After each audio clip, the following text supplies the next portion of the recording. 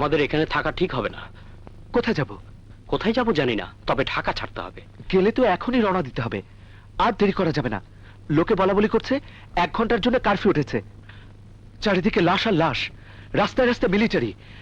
এমনকি বাঙালি দেখা মাত্রই আর্মি, পুলিশ, সিপিআর, আনসার সহ সবাইকে হত্যা করছে। চলো আমরা বেরিয়ে পড়ি।